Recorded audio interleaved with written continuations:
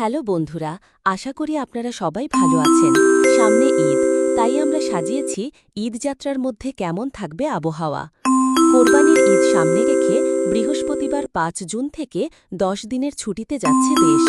পরিবার পরিজনের সঙ্গে ঈদ করতে কয়েকদিন ধরে ঘরমুখ মানুষের বাড়ি ফেরা শুরু হলেও ঈদযাত্রার মূল স্রোত শুরু হবে বুধবার অফিস শেষে।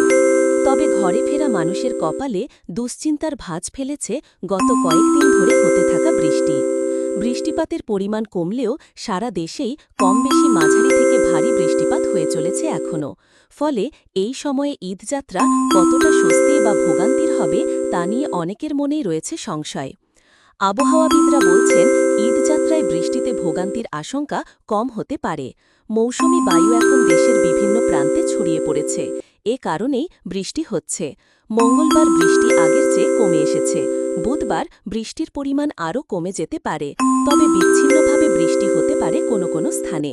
আবহাওয়া অধিদপ্তরের আবহাওয়াবিদ আফরোজা খাতুন বলেন, মৌসুমি বায়ু যেহেতু সক্রিয়, তাই মঙ্গলবার দেশের বিভিন্ন এলাকায় বৃষ্টি হয়েছে। বুধবার থেকে বৃষ্টি একটু কমে আসতে পারে। এরপর কয়েকদিন আবহাওয়া শুষ্ক থাকতে পারে।